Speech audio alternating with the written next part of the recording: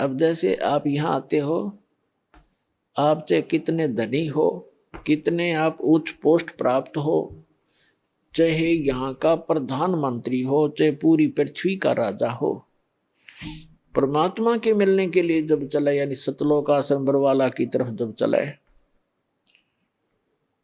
कहते हैं संत मिलन को चालियो तज माया अभिमान।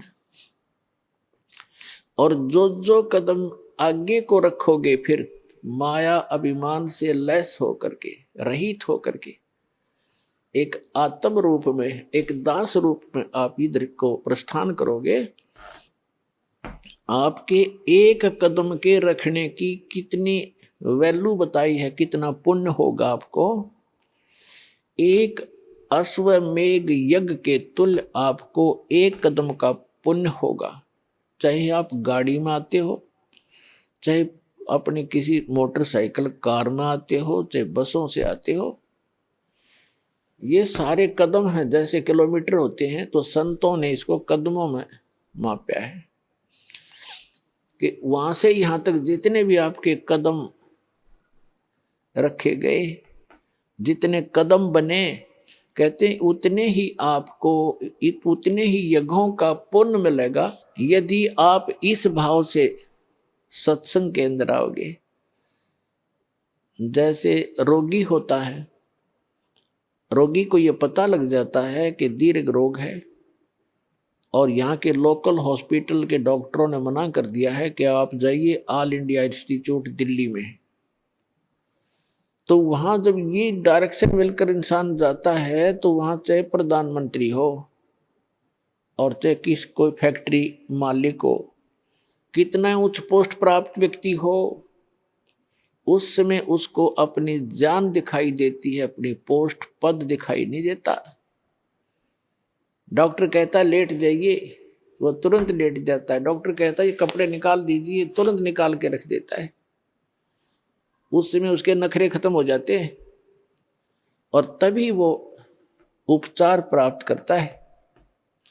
जब तक डॉक्टर के आज्ञा का पालन करता रहे, चाहे कुछ भी कहे वैसे ही, जहां लेटने को कहे वहीं लेटना पड़ेगा, जहां बैठने को कहेगा वह बैठना पड़ेगा, और कहेगा मुंह खोल, सांस तेज ले, वो सारा कुछ करना पड़ेगा, तो तभी वो अपना उपचार करवा पाएगा।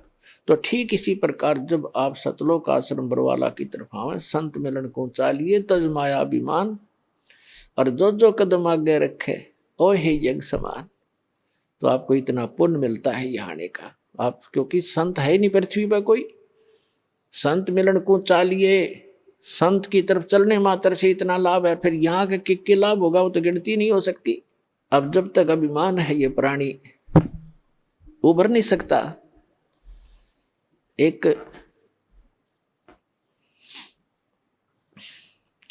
नित्यानंद नाम के संत हुए हैं, नित्यानंद नाम के। वैसे वो ब्राह्मण जाति में जन्मे थे, लगभग 250 वर्ष पूर्व की बात है। उनका घर का नाम था श्री नंदलाल, नंदलाल नाम था उनका। उनके माता पिता बचपन से ही मर गए थे, मृत्यु को प्राप्त हो गए थे। उनका पालन पोषण नाना नानी के घर हुआ था।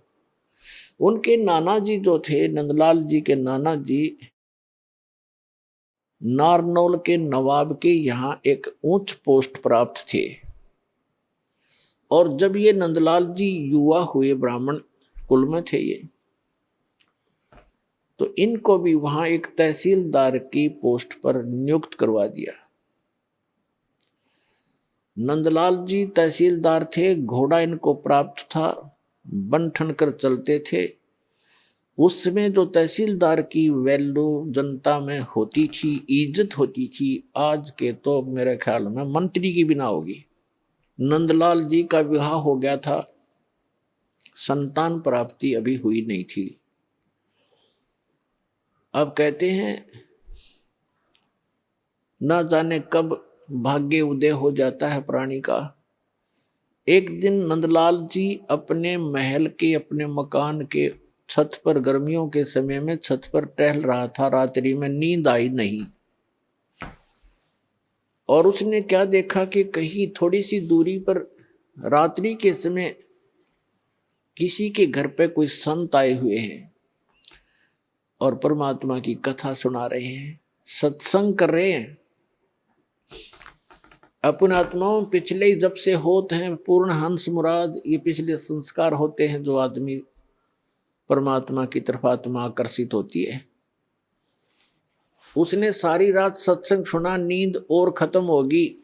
कुछ तो परमात्मा की दया उस पर हुई कि वैसे नेचुरल नहीं आई नींद, और वो ज्ञान सुना, वो सत्संग सुना कि मनुष्य जीवन किस लिए प्राप्त होता है, इसको हम कैसे व्यर्थ कर रहे हैं। चाहे प्रधानमंत्री बन जा, यदि भक्ति नहीं है तो व्यर्थ है ये जीवन इसका। अगम निगम को खोज ले बुद्धि विवेक विचार, उदय अष्ट का राज मिले तो बिन नाम बिगार। सत्संग के अंदर ये ज्ञान कराया जाता है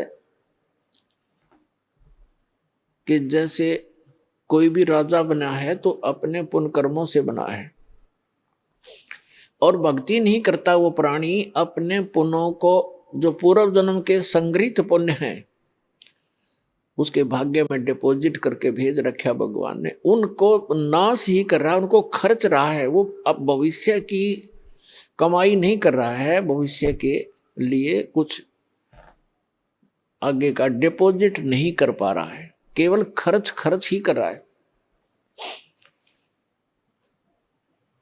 परमात्मा क्या बताते हैं, अगम निगम को खोज ले बुद्धि विवेक विचार, उदय अष्ट का राज मिले तो बिन नाम बेगार। पुराने समय की बात है, अब बातें याद आती वो पिछली कथाएं। एक 3 व्हीलर वाला था, बड़ा 3 व्हीलर जो पहले पेट्रोल के चले थे। उस 3 व्हीलर हमारे गांव से, और लाखन माजरा एक गांव है, वहां तक 3 व्हीलर चला करते थे 2। उनमें से एक नहीं आया। एक दिन दूसरे ने पूछा कि कल क्या कारण हुआ, पहुंचे नहीं। तो उस 3 व्हीलर वाले ने बताया कि कल मैं बेगार में फंस गया था। बेगार क्या होती थी कि पहले पुलिस वालों के पास ये मोटर गाड़ियां नहीं होती थी। वो किसी भी जीप वाले को या किसी टेम्पू वाले को, उस 3 व्हीलर वाले को या 4 व्हीलर वाले को सुबह कैच कर लेते थे, सामने खड़ा कर लेते थे थाने का आगे। कहीं रेड मारनी हो, किसी प्रकार की कोई भी उन्होंने कहीं जाना होता था अक्षेत्र में, तो वो उन्होंने पकड़ लिया पुलिस वालों ने, और सारा दिन उसको टिकने नहीं दिया। को 20 गांवों के अंदर उन्हें पहुंचे, इधर उधर गए। तेल भी उसने अपनी जेब से डलवाया, और सारा दिन मनमाने 200 से 300 किलोमीटर का क्षेत्र तय कर दिया। आम आदमी तेनों दिखा जानो बड़ा स्पीड से चल रहा, बड़ी कमाई कर रहा होगा, और कर रहा था अपने ही पल्ले से खर्च कर रहा था। तेल का भी कमाई तो थी नहीं उस दिन। तो उसको बिगाड़ बताते हैं। तो 3 व्हीलर वाले ने बताया कि मैं ऐसे ऐसे कल पुलिस का फंस गया था बिगाड़ में, और 200 रुपये का पेट्रोल अपनी जेब से फूक का आया, कल कुछ चवन्नी मिली नहीं। उस समय के 200 रुपये आज के 20,000 रुपये, इतना वो खर्च हुआ उसका।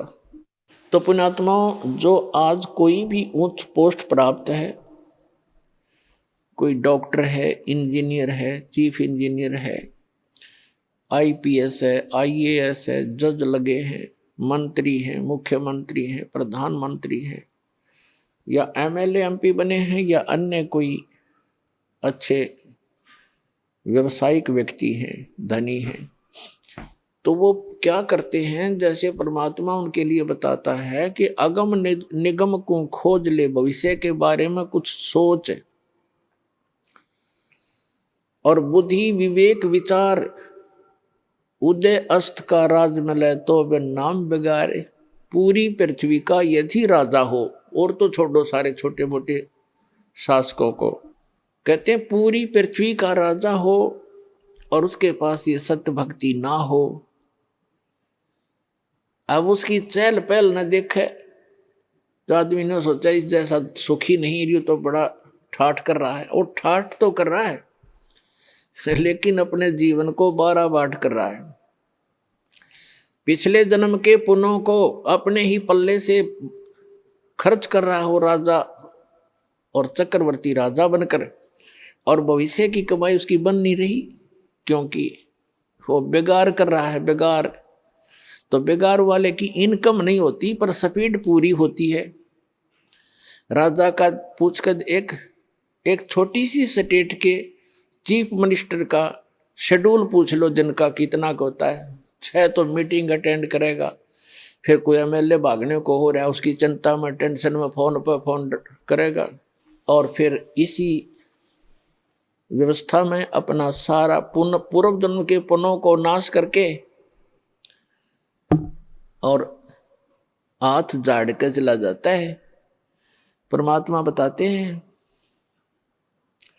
कि क्या मांगू कुछ थिर ना रहाई, और देखत नैन चला जग जाई, 1 लख पूत 1.25 लाख नाती, उस रावण के दीवान बाती।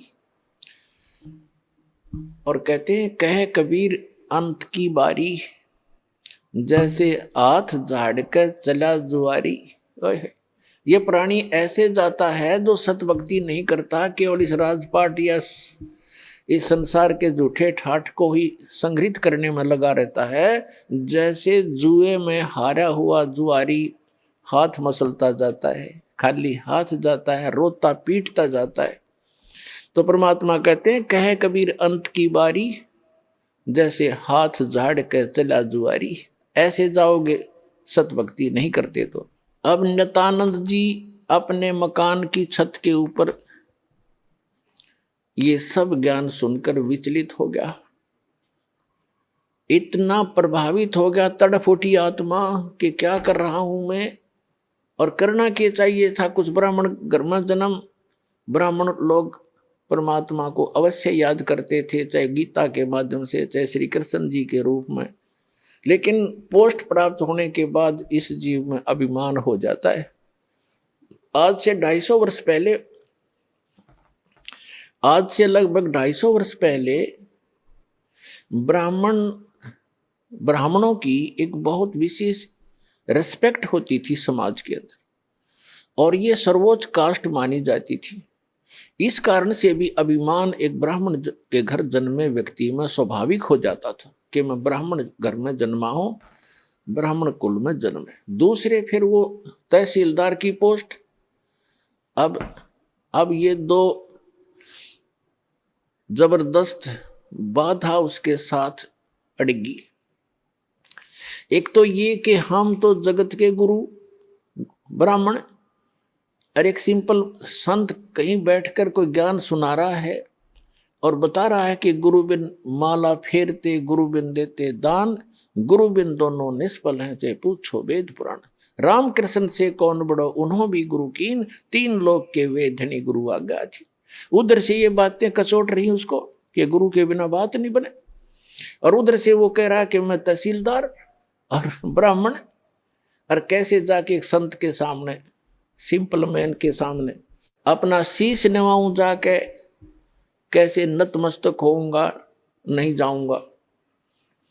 फिर वो बातें याद आती है कि कबीर हरि के नाम बिना ये राजा रसब हो, माटी लदे कुमार के, और घास ना नहीं रह कोई।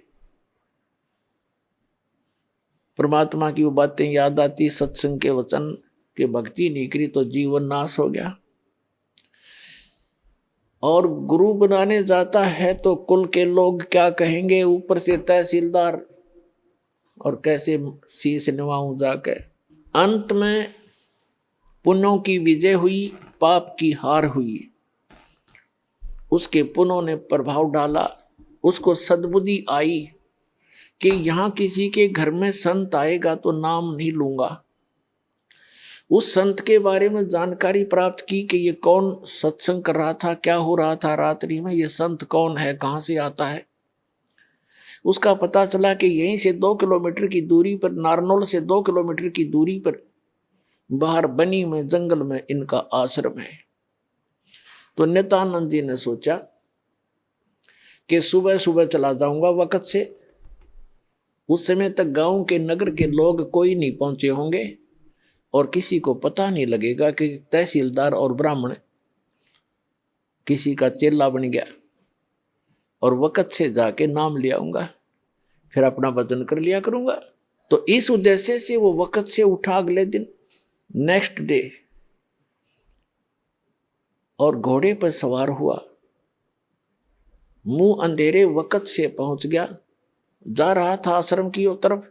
उधर से वही संत, क्योंकि रात्रि के समय तो वो अपना सज धज कर जैसे भी कपड़ा उपड़ा लाल पीला बांध के और गया था। उस समय वो सिंपल एक सफेद धोती लपेट के और सिर के बाल मुंडवा रखे थे, उसने उस तरह फिरवा रखा था संत जी ने। गुमानी दास नाम था, वो विष्णु उपासक वैष्णव पंथ के संत थे।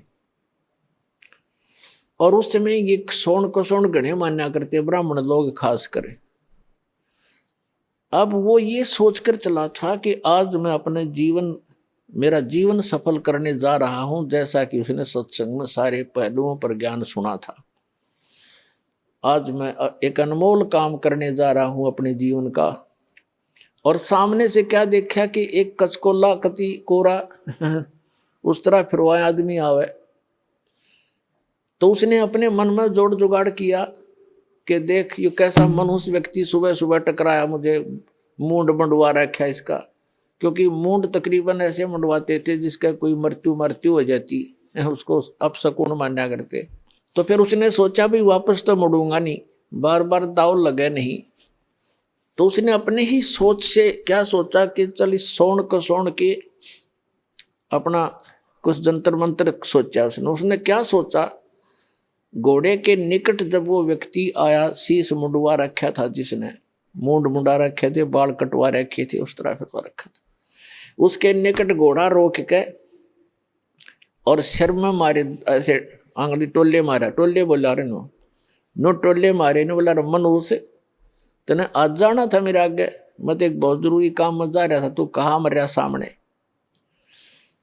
अब वो संत उसके मुंह की तरफ देखा कि दिखे था सज्जन आदमी, और यू करे मेरे गिल बकवाद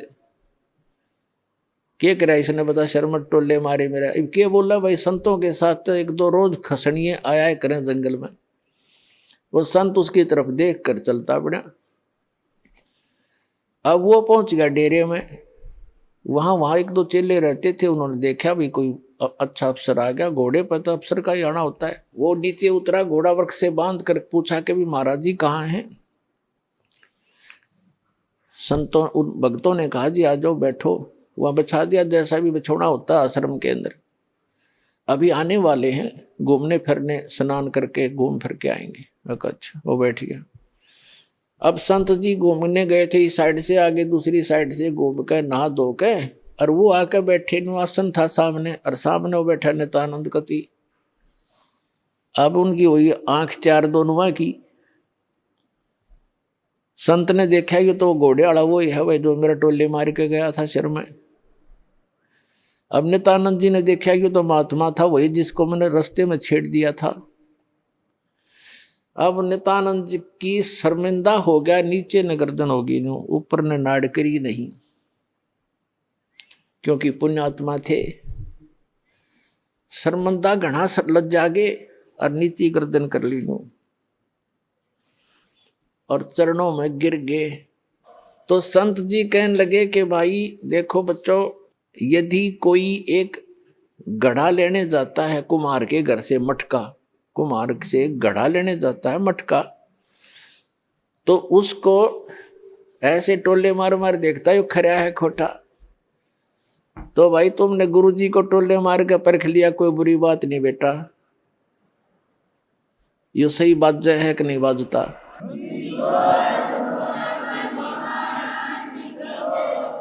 इतना सुन के और चरणों में बुरी तरह गिर गया, क्योंकि उसकी मरोड़ निकालनी थी, उसका ऐम खत्म करना था परमात्मा ने। और करबद्ध होकर कहने लगा, हे मालिक मैं बहुत नीच आत्मा हूं, और आप सचमुच संत हो। मैंने आपके साथ इतना अभद्र व्यवहार किया, आपने फिर भी मुझे सीने से लगा लिया। अब नित्यानंद जी के और हृदय में यह बात गहरी उतर गई कि भी सचमुच संत है, नहीं तो धमका देता, भगा देता, और नाम भी देता तो हृदय से ना देता तो मेरे आना भी विफल होता। तो संत ने कोई दुख नहीं माना, कोई बात नहीं बेटा, आपका उद्देश्य गलत नहीं था, मैं समझ गया था। जब तुझे यहाँ देखा तो मुझे आइडिया लगा लिया ये आदमी नेक है। ये कह ये रहा था कि मैं जा रहा हूँ शुभ काम के लिए, तू आगे कहाँ मर गया। तो उससे भी उसने आइडिया लगा लिया कि आदमी खास है और प्यासा है भगवान का। तो नित्यानंद जी ने दीक्षा ले ली और दीक्षा लेकर के फिर उसकी पत्नी ने विरोध शुरू कर दिया। इतना विरोध कर दिया कि उसको ये डर हो जाता है इन बहनों को अज्ञान के कारण कि कहीं ये घर ना छोड़ दे। लेकिन साधु संत जो होते हैं वो घर छोड़ने की नहीं कहते, और जो बुराई छोड़कर भक्ति करने को कहते हैं। लेकिन उसको जैसे भी आसपास की औरतों ने भी पट्टी पढ़ा दी, ये तो बाबा बनेगा, ये तो घर छोड़ देगा, इतनी भक्ति करता है, रोज आश्रम में जाने लग गया। तो उसने उसके गुरुजी को भी अभद्र व्यवहार कर दिया उसकी पत्नी ने। तो उसने उस नित्यानंद जी ने देख लिया एक दिन, तो उसने प्रार्थना करी परमात्मा या तो ये मार्ग नहीं याद दिलाना था ठीक से, अपने डले ढो रहा था, कर्म फोड़ रहा था, फोड़ लेता। और हे परमात्मा भी अब बाधा बन के खड़ी होगी, या तो इसने सद्बुद्धि दो ना इसकी माटी सुंगवा लो परमात्मा, या तो इसको सद्बुद्धि दो कि ये भी मेरा साथ दे, भक्ति करे, अपना कल्याण करवा ले, और नहीं तो दाता इसने वापस ले लो, तेरी आत्मा ने, मुझे जरूरत नहीं संसार की। कुछ दिनों के बाद क्या हुआ, 5-6 महीने के अंदर उसकी पत्नी बीमार हुई, मृत्यु को प्राप्त होगी, उसने घर त्याग दिया। और यहाँ हरियाणा के अंदर एक जटेला जोड़ है, 4-5 गांवों की सीमा का ज्वाइंट है, इकट्ठा के वहाँ जंक्शन है, वहाँ एक बड़ा जंगल सा था, उसमें रहने लग गया। अपने आत्माओं उस समय उस नित्यानंद जी को जब ज्ञान हुआ, उसका नाम नित्यानंद रख दिया उस संत ने, नंदलाल से बदलकर, तब वो नित्यानंद नाम से प्रसिद्ध हुए। तो नित्यानंद जी ने फिर क्या कहा है कि ब्राह्मण कुल में जन्म था, मैं करता बहुत मरोड़, और गुरु गुमानी दास ने दिया कोबद गढ़ तोड़। कि मैं ब्राह्मण कुल में जन्म होने के कारण गणाभिमानी आदमी था, और गुरु गुमानी दास ने, उनके गुमानी दास नाम थे गुरु जी का, कि गुरु गुमानी दास ने यो दिया कोबद गढ़ तोड़। ये कोबद का किला था, मान बढ़ाई अहंकार, और जब तक इसका नाश नहीं होगा इतना भगवान मिला नहीं। सिर सौंप्या गुरुदेव को, सफल हुआ ये शीश, नित्यानंद इस शीश पर आप बसे जगदीश। अब क्या बताते हैं, नित्यानंद जी कहते हैं सिर सौंप्या गुरुदेव को और सफल हुआ ये शीश, नित्यानंद इस शीश पर आप बसे जगदीश। अब सिर कैसे सौंपना होता है कि गुरु जी की आज्ञा का पालन करें। आप गुरु पद पर जो होते हैं उनको पता होता है, परमात्मा कहते हैं बहुत प्यारा बालक माँ का, माता को अपना बच्चा बेटा या बेटी बहुत प्रिय होती है। कहावत है कि पिता से 100 गुना प्रिय ममता अपने बालक में माता को होती है, और माता से भी 100 गुना ममता प्रिय गुरु को अपना शिष्य या शिष्या होती है। तो अंदाजा लगा लेना कि गुरु जी आपके कितने हितैषी होते हैं। तो गुरु जी की आज्ञा का पालन करें। पहली भक्ति मार्ग का प्रथम एक ये मंत्र नोट कर ले, भाई जो गुरु बचन पे डट गे रकट गे फंद 84 के। भाई जो गुरु बचन पे डट गे कट गे फंद 84 के, कट गे फंद 84 के, रकट गे फंद 84 के। भाई जो गुरु बचन पे डट गे रकट गे। वस्तु मिली ठोर की ठोड़, मिट गई मन पापी की दौड़। वस्तु मिली ठोर की ठोड़, मिट गई मन पापी की दौड़। भरम मिटे मथुरा काशी के, भरम मिटे मथुरा काशी के। भाई जो गुरु वचन पे डट गए, कट गए फंद 84 के, कट गए फंद 84 के, रे कट गए।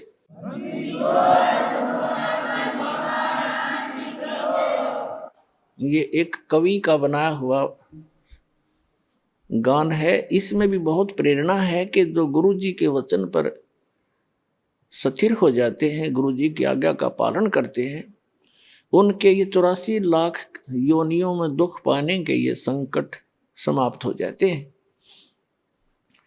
अब गुरु जी को कैसे गुरु की आज्ञा का पालन करना है। सिर सौंप्या गुरुदेव को, सफल होया ये शीश। नितानंद इस शीश पर, आप बसे जगदीश। सिर कैसे सौंपना होता है? सिर काटना नहीं, गुरु जी के आज्ञा का पालन करना ही सिर सौंपना होता। एक गुरु जी थे, उनके 4-5 शिष्य थे, आश्रम में रहते थे। रोज ही प्रतिदिन शिक्षा यही दी जाती है। प्रत्येक गुरु जो होते हैं ये 5-4 फार्मूले पक्के सिखाता है चेलों को, और ये ही कारगर होते हैं। अब जैसे कोई भी भांग बोता है खेत में, तो वो भी खेत को संवारने के तरीके सारे बता देगा, लेकिन बीज गलत है तो वो सारे तरीके गलत हो गए। बोना था गेहूं, बीजना था गेहूं, बो दी भांग। ये तो बाद में बताऊंगा, लेकिन जो प्रसंग चल रहा है उसी को आगे बढ़ाते हैं। एक गुरुजी थे और वो अपने शिष्यों को शिक्षा देते ही रहते हैं, जैसे प्रतिदिन सत्संग के माध्यम से या वैसे भी टिप्पणी करते हैं, बैठते हैं जब बच्चे, अच्छी शिक्षा देते हैं। एक दिन गुरुजी ने कहा कि देखो भाई, जो गुरुजी की आज्ञा पालन नहीं करते बच्चों, वो कभी सफल नहीं होते, उनको घोर पाप लगता है, उनकी भक्ति नाश हो जाती है। सब शिष्य बैठे हैं, गुरुजी आसन पर बैठे हैं, वो वहां बैठे बैठे सुन रहे हैं। जी गुरुजी बिल्कुल सही है। तो गुरुजी ने कहा कि मेरा एक आदेश है कि तुम मेरे सिर में अपने 5-5 जूते मारो। और ये भी शिक्षा दी जाती थी, गुरु मानुष कर जानते ते नर गए अंध, महादुखी संसार में आ गए यम के फंद। गुरु को परमात्मा के तुल्य मानना चाहिए। अब उनके सामने धर्म संकट खड़ा हो गया। गुरु जी की आज्ञा का पालन नहीं करें तो भक्ति का नाश हो गया, और गुरु जी की तरफ हाथ कर दिया तो कट जाए वो हाथ, इससे अच्छा था। तो पर उस गुरुदेव ने कहा, मैं क्या शिक्षा दे रहा था तुम्हारे को, बस ऐसे भक्त तो मेरी आज्ञा का पालन नहीं कर रहे। नीची गर्दन कर ली। एक खड़ा हुआ, अपना जूता निकाला, गुरुजी के पास आकर बैठ गया और अपने सिर में 5 जूते मारे, मट्टाए मट मट्टाए मट। तब गुरुजी ने कहा, भाई डंडी मत मारे, तेरे सिर में नहीं मेरे सिर में कहा था मैंने। तब उस गुरु चेले ने कहा कि गुरुदेव, इस दास का शीश भी तो आपका ही है।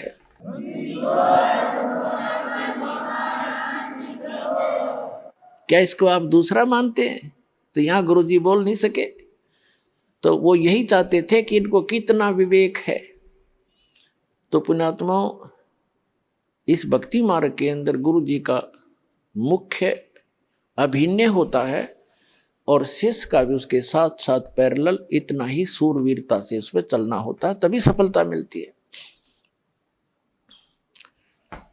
अब उसके बारे में आपको बताते हैं, गुरु की जी के साथ कैसे रहे, कैसे बोले, कैसे बतलावे, कैसा व्यवहार करे निष्कपट भाव से। दंडवतम गोविंद गुरु बंधु अविजन सोए, पहले वे प्रणाम तिन नमो जो आगे होए। गुरु को कीजय दंडवतम कोटि कोटि प्रणाम। कीट न जाने भृंग को यूं गुरु कर ले आप समान। गुरु गोविंद कर जानियो रहियो शब्द समाए। मिले तो दंडवत बंदगी नहीं पल पल ध्यान लगावे। गुरु मानुष कर जानते ते नर कहिए अंध। महा दुखी संसार में फिर आगे काल के फंद।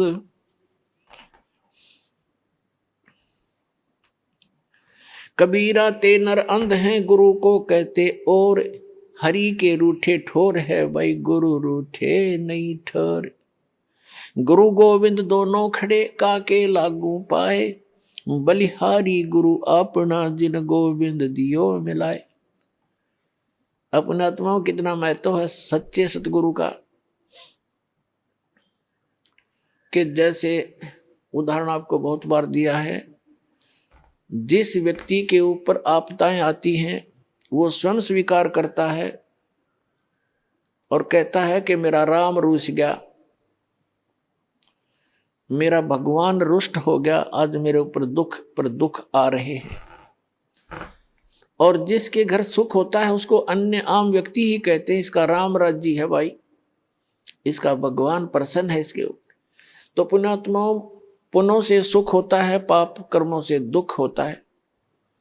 जिनके पुण्य रूपी राम समाप्त हो, पुण्य समाप्त हो गए तो उनका राम रूठ गया, उनका भगवान रुष्ट हो गया, उन पर दुख प्रारंभ हो गए। तो जैसे आप खेत में कहीं मजदूरी करने जा रहे हो या कहीं पर भी आप एकांत स्थान पर कोई मटका पानी का भर के ले गए और सारा दिन पीते रहे, जब तक पानी चला तो नो प्रॉब्लम, और पानी जल खत्म हुआ तो हुई प्रॉब्लम, प्यासे मर जाओगे। पुनः उसको नहीं भरा तो कहाँ जाओगे? हैंड पंप पर गए, कुएं पर गए।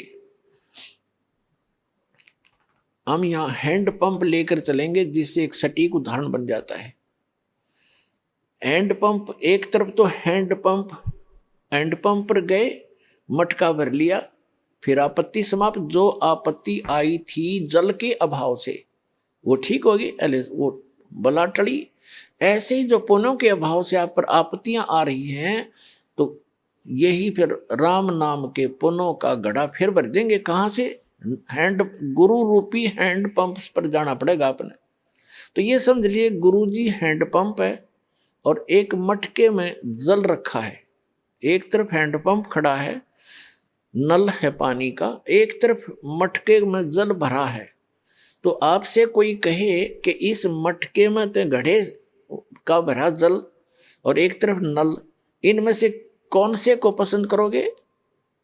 तो इतना तो बेईमान होना ही पड़ेगा हमने भाई। मटका चाहिए, नल चाहिए हमने, तो मटके का तो पानी तो शाम तक भी खत्म हो ले, और हैंड पंप मत कितने भर ले मटके तो अभी खत्म नहीं हो।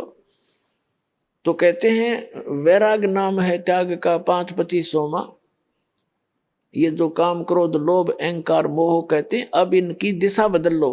बेईमान हो तो दान करने पर हो, बेईमान हो तो ऐसा बेईमान ना करे, ऐसा लोभ करे जो भक्ति मार्ग में आपको सहयोग देवे। कर्म फोड़न का बेईमाना लोभ करना अनुचित है। तो परमात्मा कहते हैं गुरु गोविंद दोनों खड़े, मटके में जल तो समझ लो गोविंद और नल समझ लो गुरु। इन दोनों में से कहते हैं किसके लागू पाए? आप उत्तर दे रहे परमात्मा, हमारी तो इतनी बुद्धि काम भी नहीं करे। बलिहारी गुरु अपना जिन गोविंद दियो मिलाए। जिस धन है मेरा वो गुरु, वो नल का हैंड पंप, जिसने वो राम मिला दिया, जिसके अभाव से हम दुखी हो रहे थे वो पुण्य प्राप्त करा दिए। तो पुणात्मा परमात्मा कहते हैं गुरु मानुष कर जानते ते नर कहिए अंध, महादुखी संसार में आ गए यम के फंद। गुरु गोविंद दोनों खड़े किसके लागू पाए? बलिहारी गुरु अपना जिन गोविंद दियो मिलाए। कबीर हरि के रूठ से गुरु की शरण में जा, और कह कबीर गुरु रूठ गए फिर हर नहीं होत साए। अब जैसे आपका राम रूठ गया, आपके पुण्य समाप्त हुए, गुरु मिल गए तो रोज भर लो बाल्टी, दिन में 10-10 बार। और फिर कहते हैं यदि आप जी ने हैंड पंप खराब कर दिया, उसको मिस हैंडल करके, उसकी टेक केयर ना करके, रिस्पेक्ट नहीं की, तो आपका हैंड पंप खराब हो गया, यानी गुरु रूठ गए। फिर आपको वो सुविधा बंद हो जाएंगी मिलनी जो आपको हैंड पंप से मिलनी थी। तो यहाँ कहते हैं कबीर हरि के रूठता गुरु की शरण में जा, कह कबीर गुरु रूठ गए तो हर नहीं होत साय।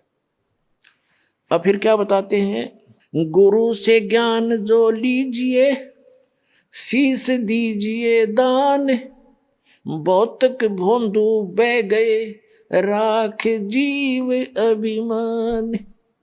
भौतिक भोंदुक बह गए राख जीव अभिमान। जैसे नित्यानंद जी कहते हैं ब्राह्मण कुल में जन्म था, मैं करता बहुत मरोड़, और गुरु गुमानी दास ने दिया कबद गढ़ तोड़। तो सत्संग के हथौड़ों से, इस वचनों के हथौड़ों से हमारे अंदर जो गंध जमा पड़ा है या अभिमान का है, तो उसको तोड़ दिया जाता है सत्संग की चोट मार मार के। अब क्या अभिमान इस प्राणी का, अब चाहे कितना टीरी का खापा पाक रहा हो, 1 मिनट में अधरंग मार जा, बांगा मुंह हो जा, माखी लड़े लकड़र बड़े लाल पड़े टपके उस अपलातून के।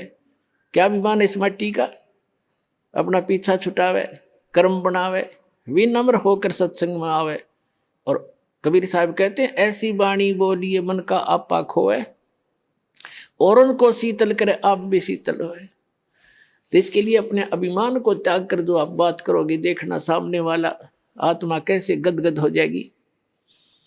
तो एक भक्त के बोलने का, उसके चलने और बैठने का, उसके नजर और देखने का तरीका नॉर्मल होता है, और तभी वो भक्त कहता है। एक वैसे बकवादियों की तरह चल रहा है, बकवादियों की तरह चश्मे लाओ और नो टेढ़ा देखे, वो तो ढेढ़ आदमी है, भक्ति करता है चाहे ना करता है। तो सत्संग के अंदर आकर के सत्संगी कहला करके, भक्त कहला करके, उसमें भक्त वाले गुण स्वाभाविक बन जाने चाहिए, तो सत्संग से उनका ज्ञान होता है। तो क्या बताते हैं, गुरु से ज्ञान जो लीजिए शीश दीजिए दान, और भौतुक भोंदू बह गए राख जीव अभिमान। गुरु समान दाता नहीं, याचक से समान, और 3 लोक की संपदा सो गुरु दीनी दान। फिर क्या बताते हैं कि कबीर तन मन दिया तो भला किया, सिर का दासी भार, और जय कभू ये कह दिया कि मैंने दे दिया तो बहुत सहेगा मार। परमात्मा यहाँ तक कहते हैं जैसे, क्योंकि इस काल ने तो आपका भक्ति नाश कराना है, और आपने परमात्मा के इस ज्ञान से अपना इसको सुरक्षित रखना है। परमात्मा कहते हैं कि जैसे माता गर्भ को राखे यत्न बना, और ठेस लगे तो छन हुए तेरी ऐसे भक्ति जा। जैसे किसी बहन को, किसी माई को काफी समय के उपरांत या कभी भी गर्भ रहा हो, और उसके उपरांत वो कितनी सावधानी बरतती है उस अपने लाल को प्रफुल्लित करने के लिए, सफल करने के लिए, सुरक्षित रखने के लिए। चलते समय भी ये सोचती है कि ऊंचे नीचे पे पैर ना टिक जा, कोई झटका ना लग जा। रात्रि के समय सोते समय भी जब करवट बदलती है तब भी बहुत उदड़ कर पड़ती है, कहीं मेरे बालक का ठेस तो नहीं लगी। तो परमात्मा कहते हैं कि जैसे माता गर्भ को और रख यत्न बना, ठेस लगे तो छन होए तेरी ऐसे भक्ति जा। जरा सा भी कोई झटका लग गया तो तेरी भक्ति ऐसे नाश हो जाएगी जैसे उस माई का गर्भपात हो जाए। उसको कितना कष्ट होता है, कितना रोती है उस समय को कि कैसे बात बिगड़गी। तो परमात्मा याद दिलाते हैं जैसे माता गर्भ को रख यत्न बना, ठेस लगे तो छिन्न हो जा, क्षीण हो जाता है, तेरी ऐसे भक्ति नसावे। तो क्या बताते हैं कि कोई भी किसी को तो सेवा का अभिमान हो जाएगा, और किसी को धन का, किसी को और किसी दान का। तो पुण्यात्मा परमात्मा कहते हैं कोई भी प्रकार का यदि आप में अभिमान हुआ है तो आपका भक्ति नाशक बन गया। तन मन दिया तो भला किया, सिर का दासी भार, और जय कभी ये कह दिया कि मैंने इतना दान कर दिया तो बहुत सह सिर मार। वो भक्त, वो दान तो नष्ट हो ही हो गया और भक्तिहीन भी हो गया। तो कैसे? पुण्यात्मा, जब तक आप जी को ये अध्यात्म ज्ञान नहीं होगा तब तक आप सफल नहीं हो सकते। इसलिए दास का उद्देश्य रहता है कि आपको मैक्सिमम अध्यात्म ज्ञान से परिचित कराऊं, मर्यादाओं से परिचित कराऊं, और तभी आप सफल होगे, मार नहीं खाओगे। जैसे नए नए भक्त आते हैं, वो क्या कहते हैं, जैसे उनको दान धर्म करने के लिए प्रेरित किया जाता है जो उनके हित में होता है। पुण्यात्माओं, एक पुराने समय में जब हमारे पूर्वजों के पुण्य अच्छे होते थे, जब कभी कोई वर्षा ना होती थी, गांव के लोग इकट्ठे होते थे और एक सामूहिक भंडारा करते थे, कलेक्शन करके सब तय, और मीठे चौड़ बनाया करते और आप बना के आप खाया करते, बैठ कर भगवान तरस कराया करते, न्यों क्या करते, धर्म कर दिया, राम बरसेगा, और वो वर्षा हो जाया करती थी। अपने आत्माओं, एक मीठे चौड़ों तो जो वर्षा हो जाया करती है, तो यहाँ तो अमृत बरसा देगा भगवान की, इतना गजब का भंडारा हो रहा है।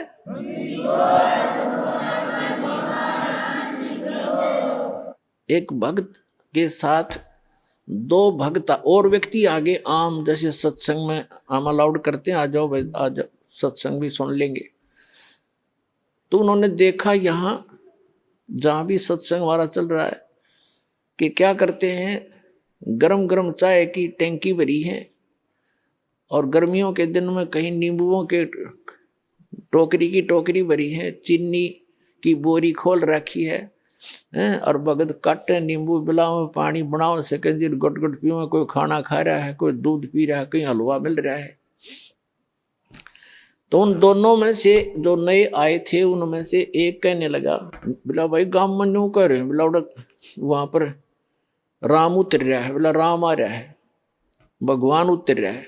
वो दूसरा बुद्धिमान था, वो कहने लगा, रहा ऐसा धर्म जहां पर हो, ऐसा धर्म हो रहा हो, वहां तो राम ना उतर रहा हो तो उतर जा।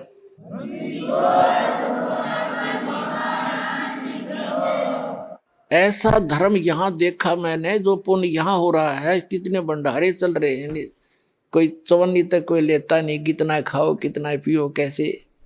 तो कहते हैं यहाँ तो इसे धर्म जहां होते हो, वहां भगवान ना उतर रहा हो तो उतरना पड़े, उस मालिक ने आना पड़े वहां पर। तो पुण्यात्माओं, तो धर्म के लिए आपको प्रेरित किया जाता है, ये विधिवत साधना है, शास्त्र अनुकूल साधना है। यहाँ का किया हुआ पुण्य आपको बहुत गुना हो करके वापस भी मिलेगा और आपके गुड अकाउंट में लिखा जाएगा, वो अलग से। या आपको वापस जो मिलेगा, ये तो आपका न्यू समझ लो ब्याज ब्याज मिलेगा, मूल धन तो आपका जमा होता रहेगा, ये ऐसे जान लेना।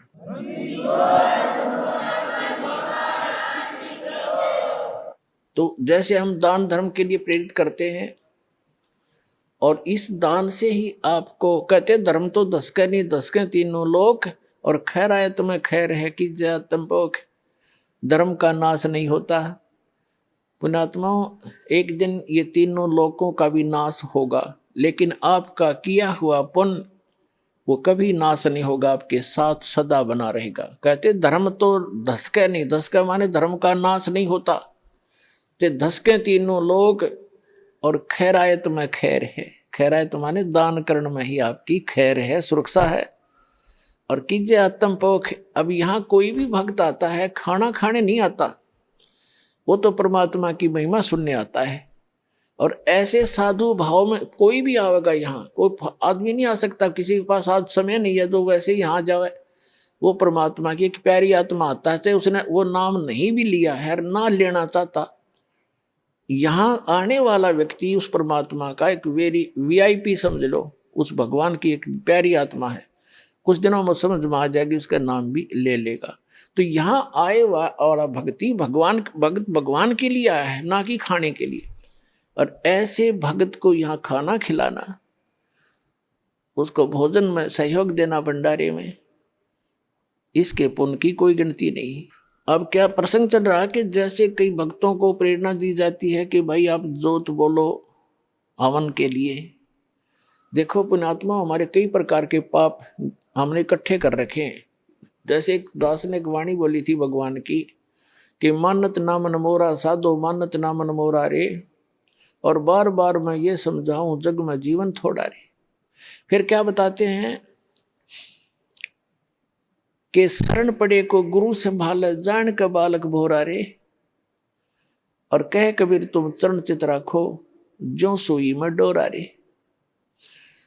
जैसे कोई बालक छोटा सा होता है 5-4 महीने का, 7-8 महीने का, 9 महीने का बच्चा, वो पालने में सुला रखा होता, माता काम लग जाती है अपने घर के काम में।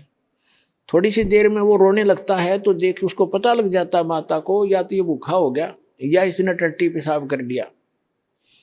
तो जाकर देखती है तो टट्टी पेशाब करके और सारे कपड़ों को भी खराब कर रखा है, अपने पैर पूर भी खराब कर रखे हैं, हाथ हूथ भी लगा रखा है, टट्टी लगी उसके हाथों के। उस माता को वो बच्चा बुरा नहीं लगता,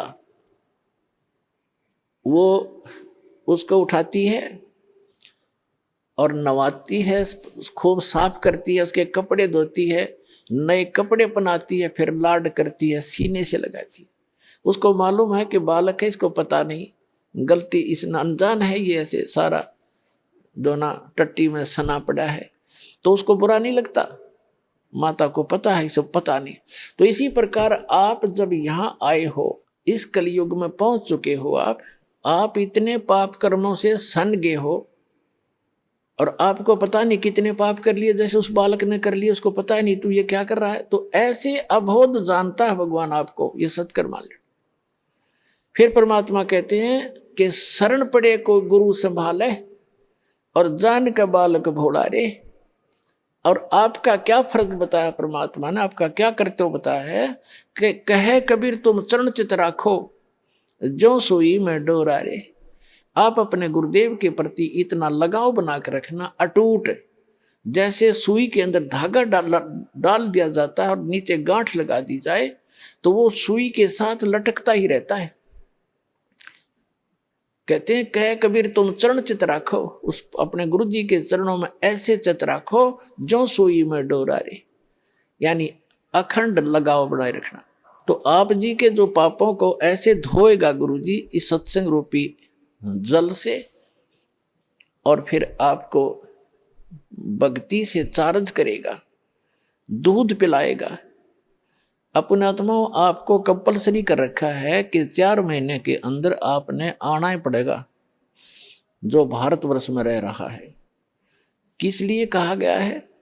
ये बच्चे हैं, आप अपने बच्चों को एक रोजी रोटी के लिए पढ़ाते हो कि मेरा बेटा या बेटी पढ़ के कोई शिक्षा ग्रहण करके ये कोई ऊंच पोस्ट प्राप्त कर ले या अपना धंधा ठीक कर लेगा। उसको 16 वर्ष का समय, 15 वर्ष, 20-20 वर्ष का समय दे देते हो, बेटा और ट्रेनिंग कर ले, फलाना कर ले, बढ़िया रोजगार हो जाएगा।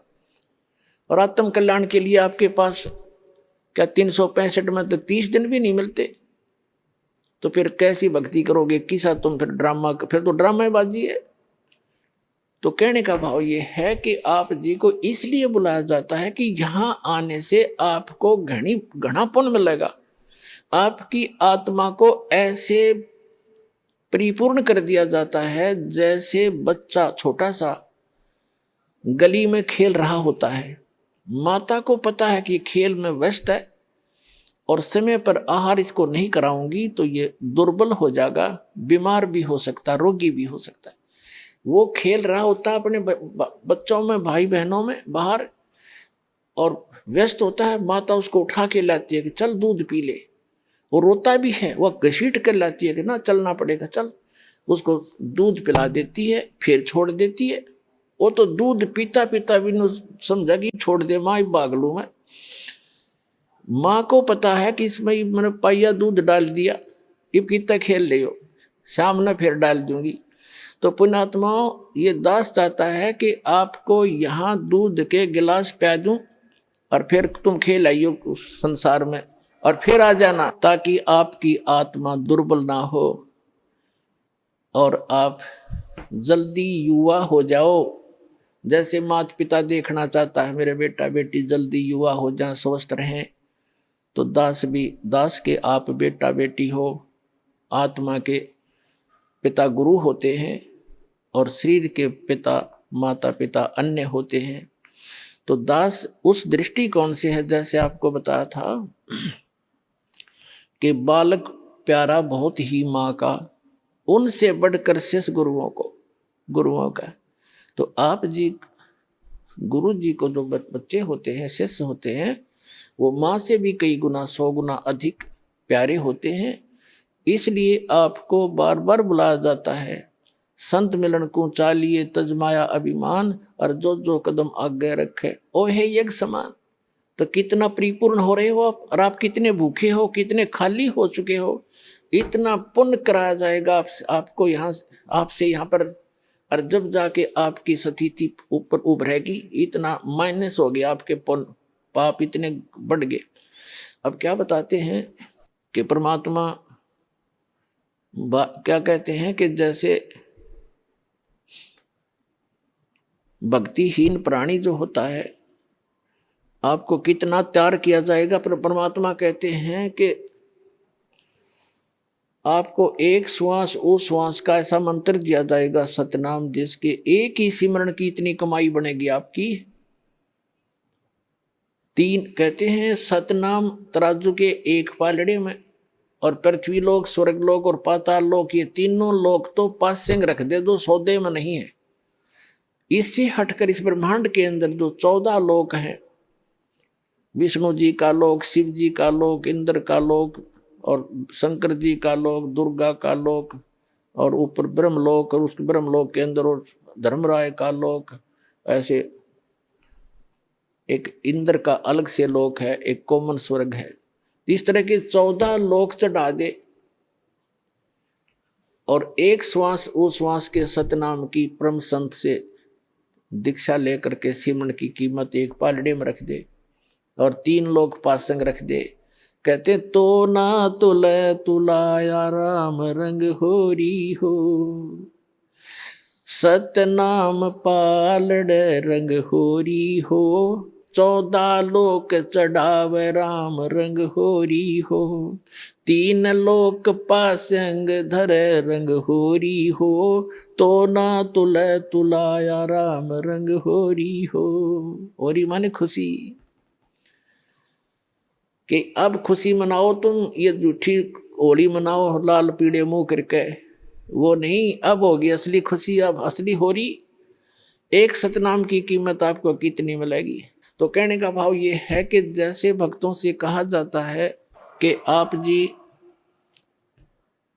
ऐसे करो ऐसे करो, ये क्रियाएं बताई जाती हैं, जो स्टूडेंट को, विद्यार्थी को टीचर बताया करता है, ये होमवर्क, ये क्लास वर्क। तो कई अनजान भक्त कहते हैं मैंने जोत भी चढ़ा दी, 6 महीने हो गए, नाम भी ले रखा है, और मुझे कोई विशेष लाभ नहीं मिलता, पाठ भी करा दिया। तो कई तो ऐसे होते हैं कि मुझे कोई लाभ नहीं हो रहा, मैं तो नाम त्याग दिया या त्याग दूंगा। तो पुण्यात्माओं, अध्यात्म ज्ञानहीन प्राणी ही ऐसे विचार रखता है। इसलिए दास की कोशिश रहती है प्रत्येक सत्संग में कि कोई ना कोई ऐसा टॉपिक क्लियर करूं जिससे आपका जो शंका है, आपकी शंकाएं समाप्त हों। अब ये सोचना, जैसे सर्दी के मौसम में दिसंबर और जनवरी, ये हरियाणा प्रदेश सर्दी खूब जोर की गिरती है, और उस समय आप जी ने कोई स्वेटर पहन रखी है, और आप ये कहते हो कि मैंने स्वेटर भी पहन रखी है, कपड़े भी मोटे पहन रखे हैं, और फिर भी मुझे ठंड लग रही है। तो पुण्यात्माओं, समझदार व्यक्ति क्या करेगा? क्या वो समझदार होगा? न्यू कह उस स्वेटर ने भी उतार दे कि क्या फायदा हुआ इससे, मुझे कोई लाभ नहीं हो रहा, कपड़े भी निकाल दे। ये तो बौड़ी बूझ करेगा इस बात ने, ये सिर्फ जो कति मूर्ख होगा। उस समझदार व्यक्ति क्या करेगा? स्वेटर आपने डाल रखी है, स्वेटर की जितनी क्षमता है उसने उतना बचाव आपका सर्दी से कर रखा है। उसके लिए यूं नहीं कि उसने निकाल कर धर दे और कपड़े भी उतार दे, क्या लाभ हुआ? वो तो महामूर्ख होगा। तो उसके लिए उसका तरीका ये है कि जर्सी और पहने, और उससे भी ना सर्दी, फिर भी ठंड लगे तो काम बड़ोड है। तो पुण्यात्माओं, धर्म से ही दुख दूर होंगे, भक्ति से ही। भक्ति में सारी चीज इंक्लूड है, दान भी, सिमरन भी, नित्य नियम भी, मर्यादा भी।